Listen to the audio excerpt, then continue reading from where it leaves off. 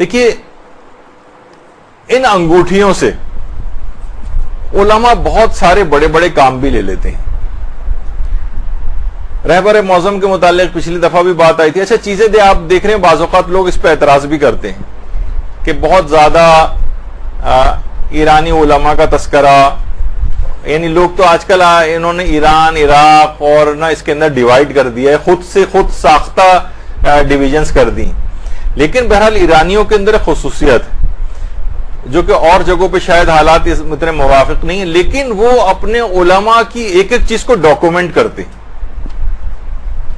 یعنی حتیٰ کہ ہمیں کبھی آپ کو تصویر دکھانے کے لیے مثلا ہمیں نماز کی تصویر اگر دکھانی پڑے بڑا ڈھونڈنا پڑتا ہے کہ بھئی یہاں شیعہ پاکستان کے اندر جو نماز ہو رہی ہے، یہاں کے عالم کی کوئی چیز ڈاکومنٹ ہی نہیں ہے، کوئی چیز پڑھی ہوئی نہیں ہے، کریٹ یعنی کوئی شخص کر کے اس طرح سے کچھ کر کے جس کے اوپر ڈالتا بھی نہیں ہے. تو وہاں کی چیزیں زیادہ ملتی ہیں، تو نتیجہ ہے کہ جس نے کام زیادہ کر کے ڈالا ہوا ہے اس کی چیزیں لوگوں کے سامنے زیادہ آ جاتی ہیں. ورنہ ایسی کوئی ڈویژن ہمارے پاس نہیں ہے ایران عراق کے اندر کوئی تقسیم ہو علماء کی مراجع کی، ایسا کچھ نہیں. تو بہرحال دیکھیے رہبر معظم جیسے میں نے کہا کہ مختلف قسم کی انگوٹھیاں پہنتے ہیں، الگ الگ نگینے ہیں، الگ الگ نقوش ہیں، ان کے الگ الگ اثرات ہیں. رہبر کے 4 بیٹے، 4 مصطفیٰ، مجتبیٰ، محسن اور میثم. یہ 4 بیٹے، ان میں جو مجتبیٰ خامنہئی، جب ان کی شادی کی بات چل رہی تھی، اچھا ان کی جو شادی کی بات جو چل رہی تھی وہ غلام علی حداد عادل ان کی بیٹی سے چل رہی تھی، جو پارلیمنٹ کے سپیکر بھی رہ چکے ہیں اور صدارتی انتخابات میں بھی کھڑے ہوئے تھے، لیکن کچھ دن پہلے انتخابات سے انہوں نے اپنے کاغذات واپس لے لیے تھے. اچھا دونوں طرف کے بزرگ، لڑکے اور لڑکی، انہوں نے کہا کہ لڑکی کو غیر محسوس انداز میں اسکول میں اس طرح سے پسند کیا جائے کہ اگر کسی وجہ سے رشتہ نامنظور ہوتا ہے تو لڑکی کو کوئی صدمہ نہ پہنچے. یہ دونوں بزرگوں نے طے کیا، جب یہ لوگ خود ہی طے کر رہے تھے چیز، تو انہوں نے کہا کہ اس طرح سے غیر محسوس انداز میں اس کو دیکھا جائے. اچھا ہم یہاں اپنے آپ کو دیکھتے ہیں، لڑکی کو جس طرح سے قربانی کے بکرے کی طرح سے بے رحمانہ طریقے سے ریجیکٹ کیا جاتا ہے، یعنی اس کے کچھ اس کے دل پہ کیا اثرات ہوتے ہیں کیا، یعنی بالکل یعنی خود خواتین بلکہ اس انداز سے ریجیکٹ کر کے آتی ہیں. خود یعنی آپ کو ہی میں مخاطب کر رہا ہوں کہ اپنے بھائیوں کے لیے اور اس طرح سے کر کے، تو یعنی بہت شریفانہ طریقے سے کہ اس کے دل کے اوپر اس طرح سے اثر نہ ہو. اچھا اب بہرحال انہوں نے اس طریقے سے کسی غیر محسوس انداز میں اس کو دیکھ لیا اور پسند کر لیا. پھر اس کے بعد یہ ہوا کہ لڑکی سے بھی اس کی مرضی معلوم کی جائے، بہرحال لڑکی سے بھی مرضی معلوم کی گئی اور اس کی طرف سے بھی اوکے ہو گیا. اچھا اب رہبر جو ہیں دیکھا جائے تو یہ شادی بڑی شان و شوکت سے ہو سکتی تھی. اگر وہ شان و شوکت دکھانا چاہتے تو کون روکتا ان کو؟ یعنی ولی فقی کے اعتبار سے بحری، بری اور فضائی افواج کے کمانڈر بھی ہیں. ایران کے جو گیس، پیٹرول اور تیل وغیرہ کی جو آمدنی کا خمس ہے وہ بطور ولی فقی اس کے اوپر بھی ان کا اختیار ہوتا ہے. یہ نہیں کہ معاذاللہ ان کی اپنی پرسنل ذاتی حیثیت کے اندر جو ہے یہ چیزوں کا استعمال کرتے ہیں، ایسا نہیں. بطور ولی فقی لیکن اختیار ہے، اور اپنے کیونکہ بطور مرجع اپنے مقلدین کا خمس بھی ان کے پاس آتا ہے.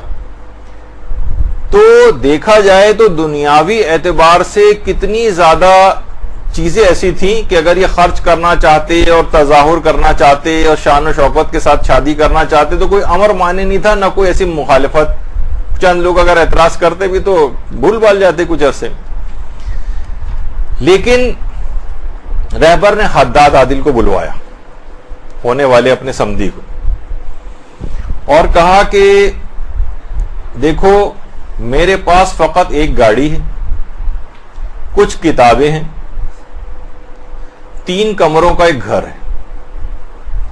ایک کمرہ میرے استعمال میں ہوتا ہے، ایک کمرہ میرے گھر والوں کے استعمال میں ہوتا ہے، اور ایک کمرہ حکومتی میٹنگز کے لیے مخصوص ہے. میری مالی حیثیت اتنی نہیں ہے کہ میں بیٹے کو ایک الگ گھر لے کر دوں. تمہاری مالی حیثیت مجھ سے بہتر ہے. البتہ ایک گھر میرا ہے 2 منزلہ، جو کہ میں نے ایک 2 منزلہ گھر جو ہے کرائے کے اوپر لیا ہوا ہے، اور ایک منزل پر مشتبہ رہتا ہے اور دوسری منزل پر مشتبہ رہے گا اور دوسری منزل پر مصطفیٰ.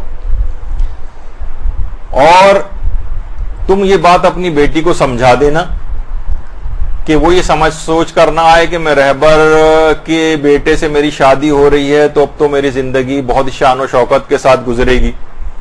میرا طرز زندگی بہت ہی زیادہ سادہ ہے، یہ بات تم اپنی بیٹی کو بتا دینا. اور مشتبہ جو ہے یہ تو ویسے بھی قوم میں جا کر دینی تعلیم حاصل کرے گا اور وہاں ایک عام طالب علم کی سطح پر رہے گا. اچھا، رہبر کا ایک مکان آبائی گھر جو ہے یہ جنوبی تہران میں، وہاں پر کچھ سیکورٹی خدشات ہیں تو مجبوراً سرکاری مکان میں رہائش اختیار کی ہوئی ہے اور اپنا یہ آبائی گھر جو ہے یہ کرائے پر دیا ہوا ہے، اور اسی کے جو آتا ہے وہاں سے کرایہ، اسی سے اپنے گھر کے اخراجات پورے کرتے ہیں. تنخواہ کے طور پر ایک پائی بھی نہیں لیتے اور بیت المال سے ایک پیسے کی رقم جو ہے نہیں لیتے، اور نہ ہی رقومات شریعہ یا خمس وغیرہ اپنے اوپر استعمال کرتے. اچھا، اب جب حداد عادل سے بات ہوئی تو ان سے رہبر نے کہا کہ جو مشتبہ ہے اس سے بیٹی کے مہر کے سلسلے میں جو ہے وہ بات کرو. تو رہبر نے کہا کہ دیکھو، مہر کا اختیار آپ کی بیٹی کو ہے، جو بھی چاہے منتخب کرے.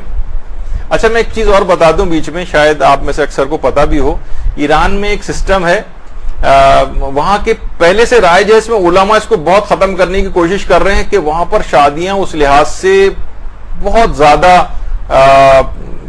پریشان کن بھی بنتی جا رہی ہیں کہ سونے کے سکے مہر کے طور پر طے ہوتے ہیں. پہلے بتا دوں، ایک سونے کا سکہ تقریباً 300 امریکی ڈالر کے برابر ہوتا ہے. 300 امریکی ڈالر آج کل 140 کا چل رہا ہے. چلیں 150 بھی لگائیں، سننے میں آ رہا ہے کچھ دنوں میں 180 بھی ہونے والا ہے، خدا نخواستہ. تو بہرحال اس ملک کا کیا حال ہوگا اس کے بعد. تو 300 امریکی ڈالر کے برابر سمجھیں، ایک لحاظ سے 40-45 ہزار کا ایک سونے کا سکہ. اور بہت سی جگہوں پہ کیا طے پاتا ہے مہر، مثلا 800 سونے کے سکے، 400 سونے کے سکے، 150. پھر اس کے بعد یہ ابتدان ہوتا ہے، پھر بارگیننگ وغیرہ ہوتی ہے جو بھی. اور اگر طلاق ہو جاتی تو وہاں کے عدالتوں سے عام طور پر، اچھا اس وقت تو شادی کر لیتے ہیں کہ بھئی آدمی جیسے یہاں پہ بھی ہوتا ہے، اور طلاق حق طلاق لکھوایا نہیں جاتا کہ بھئی طلاق کہاں ہوگی، ظاہر ہے گڈ گیسچر میں ایک سب چیز ہو رہی ہوتی ہے. لیکن جب باقاعدہ وہ تنگ کرتا ہے اور اس کے بعد طلاق بھی نہیں دے رہا ہوتا اور دوسرے ملک جا کر بیٹھ جاتا ہے، اور جو پھر والدین پریشان ہوتے ہیں کہ ہم نے شرط کیوں نہیں رکھوائی تھی حق طلاق کو بطور وکیل تفویض کرنے والی. تو وہاں پہ بھی یہ ہوتا ہے کہ اس وقت تو ایکسپٹ کر لیتے ہیں، لیکن بعد میں جب وہ مہر نہیں، طلاق ہوتی ہے اور مہر نہیں دے پاتا تو پھر اس کے بعد اس شخص کو جیل جانا پڑتا ہے. اکثر بلکہ ابھی طلاق نہیں بھی ہوئی بھی اور وہ مہر کا تقاضا کرتی ہے تو اکثر دباؤ ڈالنے کے لیے جب ذرا لڑائی جھگڑے وغیرہ ہوتے ہیں تو کورٹ میں جا کے کیس کر دیتی ہے. ہزاروں کی تعداد میں خاوند حضرات جیلوں کے اندر آج کل بند ہیں کہ انہوں نے مہر جو اتنا زیادہ بڑا ایکسپٹ اس وقت کر لیا تھا، نہیں دے پائے. تو عدالت کم سے کم 120 سونے کے سکے کا تو کم سے کم فائن اس کے اوپر کرتی کہ اتنے سبمٹ کراؤ گے تو چھوٹو گے، ورنہ نہیں. تو باقاعدہ وہاں ایک ادارہ بھی بنایا گیا ہے کہ جو کہ ڈونیشنز اور اس طرح سے کلیکٹ کرتا ہے تاکہ اس قسم کے جو قیدیوں کو چھڑوایا جا سکے. خیر، تو میں بڑی تفصیل اس میں چلا گیا. تو رہبر نے کہا کہ اچھا وہاں ظاہر تمام آپ جو رسومات ہیں بالکل ایک تلوار چلا کے تو ان کو ختم نہیں کر سکتے. کہا کہ نہیں، یہ جو 800 400 اور اس طرح کے سونے کے سکے نہیں، صرف 14 سونے کے سکے تک اگر یہ مہر مقرر ہوتا ہے تب تو بات ٹھیک ہے، لیکن 14 سونے کے سکے سے زیادہ اگر آپ نے مہر کا تقاضا کیا تو ٹھیک ہے، آپ کو اختیار کر سکتے ہیں، دیکھا جائے گا. لیکن یہ کہ پھر میں نکاح نہیں پڑھاؤں گا، اس سے زیادہ اگر مہر ہوا تو میں نکاح نہیں پڑھاؤں گا. اس سے پہلے بھی میں نے کبھی نہیں پڑھا ہے. یہ ایک لحاظ سے امر بالمعروف. اچھا ویسے دیکھا جائے تو اس کے اندر ویسا کوئی بطور حکم کرنا اور بھائی ایک مہر کا ایک عورت کا اختیار ہے کم یا زیادہ رکھ سکتی, دونوں پارٹیاں اگر ایکسپٹ کریں گی تو ہو جائے گا ورنہ نہیں ہوگا. تو رہبر نے اس لحاظ سے کوئی ان کو پریشرائز نہیں کیا, بلکہ کہا صرف اتنا کہ پھر کسی اور سے نکاح پڑھوا لیجئے گا, میں پھر اس کے بعد نکاح نہیں پڑھاؤں گا. اچھا اب اچھا وہاں دوسری ایک اور بھی چیز ہے. آج بہت ساری اس طرح کی رسومات ایران کے لحاظ سے یہاں کی سے تو آپ واقف ہیں. شوہر و بیوی جو ہونے والے ایک دوسرے کو قیمتی تحائف کا تبادلہ یہ تقریباً واجب کے برابر ہے وہاں پر, اور عام معمولی تحائف نہیں, قیمتی ترین تحائف کا تبادلہ کرتے ہیں عام طور پر. علماء وغیرہ کے خاندانوں میں شاید اتنا نہیں ہوتا, لیکن عام جو وہاں کا ایک ہے مسئلہ, اس پہ بہت کافی کوشش ہو رہی ہے کسی طرح سے اس پہ قابو پایا جائے. تو اب مجتبہ جو تھے انہوں نے تو کہا کہ میں اچھا وہاں پہ کیا ہے, انتہائی قیمتی گھڑیاں, انتہائی قیمتی انگوٹھیاں, سونے کے زیورات اس طرح سے جو ہے وہ تحائف میں دیے جاتے ہیں. مجتبہ نے منع کر دیا کہ میں اس قسم کا کوئی تحفہ دے ہی نہیں سکتا ہوں. رہبر معظم نے اس موقع پر کہا کہ میں اپنی ذاتی عقیق کی انگوٹھی, یہ مجتبہ ہیں دونوں باپ بیٹے آپس میں مل رہے ہیں, انہوں نے کہا کہ میں اپنی ذاتی عقیق کی انگوٹھی حداد عادل کو دی. کہا کہ کسی نے مجھے تحفے میں دی تھی, لیکن یہ انگوٹھی اب میں اپنی بہو کو تحفے میں دینا چاہتا ہوں.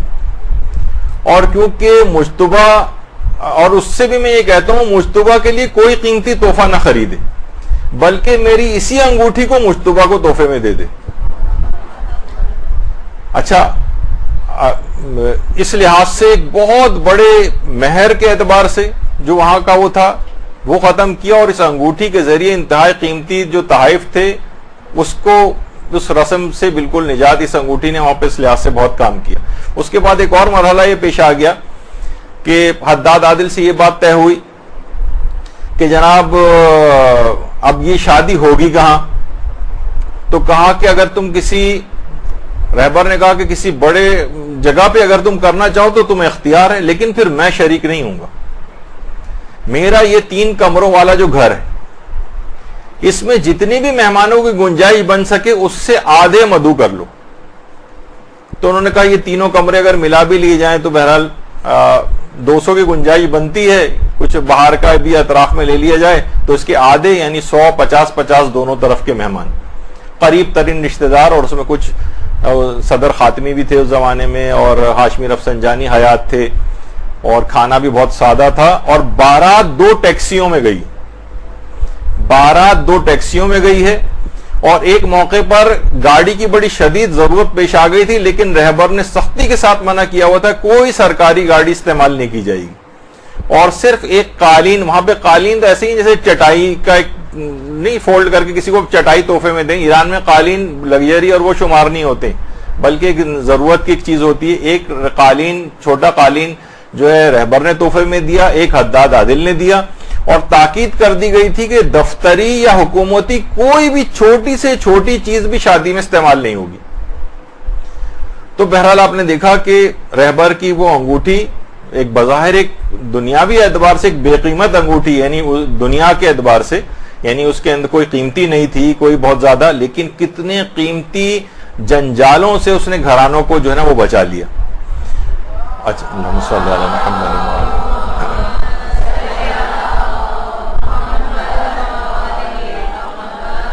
اچھا ایک اس کے اندر پیغام اور بھی, اور ایک لحاظ سے آپ سب کیونکہ خواتین کی صنف سے تعلق رکھتی ہیں تو آپ کو ہی براہ راست یہ پیغام. دیکھیے اس شادی میں جو سب سے زیادہ رول پورا فل پلے کیا, آپ بھی سوچ رہے ہوں گے صرف مرد حضرات نے جو ہے وہ پلے کیا ہے سارا. یہ 2 آدمیوں نے ساری چیز کی, ڈیلنگ سب کی, اور اس کو ایک سادہ ترین شادی کے اندر تبدیل کر دیا. اس میں خواتین کا کوئی رول نہیں, حتیٰ کہ حداد عادل کی جو وائف زوجہ ہیں طیبہ مہروزادہ, ان کا کوئی رول نہیں تھا.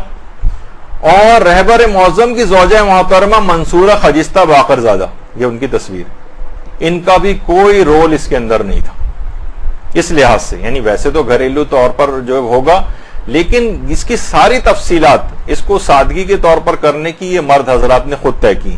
کیونکہ پیغام اس کے اندر بہرحال یہی ہے کہ خواتین جو ہیں خود آپ لوگوں نے شادیوں کے خرچے اس قدر بڑھا دیے. وہ جناب ڈرون بھی آپ کو چاہیے تصویروں کے لیے, اور اس کے علاوہ جناب وہ کسی بڑے اس جگہ سے بیوٹی پارلروں کے لاکھوں روپے کے اخراجات ہو گئے ہیں, کپڑوں کے اخراجات ہو گئے ہیں, کھانوں کے اور ہوٹلز کے اور لانس کے, اور دنیا جہان کے آپ خود واقف ہیں کہ عام سے جو بالکل ایوریج اور متوسط گھرانے کے ان کی 25-30 لاکھ کی ساری اگر آپ دیکھا جائے تو شادیاں جو ہیں وہ اس سے یہ تو میں بہت 25-30 لاکھ کم سے کم اس کے اندر خرچ ہونے لگے ہیں. اور اس طرح سے جو لوگ ایک اعداد و شمار جو جمع کیے کسی اخبار کے اندر پڑھا تھا ایوریج گھرانوں کی شادیوں میں کتنے اس کے لیے قرضے لیے جاتے ہیں, کتنے جگہوں سے وہ سال تک وہ اتارے جاتے ہیں, لیکن کیا وہ ایک دن کی بادشاہی قائم کرنے کے لیے, ایک دن کے تظاہر کے لیے, ایک دن کی شوبازی کے لیے اتنے زیادہ یہی 25 لاکھ روپے سادگی کے ساتھ اگر 1-2-3 لاکھ کے اندر کر دی جائے, اور اس کے بعد ان نئے خاندان والوں جو بن رہا ہے ان کا شوہر و بیوی کا, انہی کو آپ گفٹ کر دیں گے, زندگی بھر میں ان لوگوں کے لیے کچھ کام آ جائیں گے یہ پیسے, وہ کچھ نہ کچھ اس سے اپنا روزگار میں اور کسی چیز میں بہتری پیدا کر سکتے ہیں. لیکن بہرحال یہ نہیں ہو رہا ہے, خواتین کو اس میں آگے آنا پڑے گا, یا مرد حضرات کو یہ تمام چیزیں ٹیک اوور کر کے اپنے ہاتھ میں لینی پڑیں گی. خواتین کیونکہ مجھے پتا ہے کہ آپ اگر قائل ہو بھی جائیں تو جو آپ کو جن دیگر خواتین سے مقابلہ کرنا پڑے گا وہ اتنی مضبوط ہوں گی کہ وہ آپ کو دبا لیں گے. تو بہرحال یہ شادی بھی طے ہو گئی, اس کے بعد بہترین طریقے سے انجام پائی, اور مجتبیٰ خامنئی اس کے بعد ان کی اولادیں بھی ہوئیں, اور اس کے بعد یہ خوش و خرم زندگی سادگی کے ساتھ آج بھی یہ لوگ گزار رہے ہیں, اور ایک بہترین بابرکت زندگی ان کے سامنے. تو آپ نے دیکھا کہ بہرحال ایک انگوٹھی نے کتنے خاندانوں کو ایک کتنے بڑے اس سے جو ہے وہ گزارا ہے, ایک مشکل مرحلے سے اور مشکل صورتحال سے نکالا ہے. برحمتک یا ارحم الراحمین وصلی اللہ علی محمد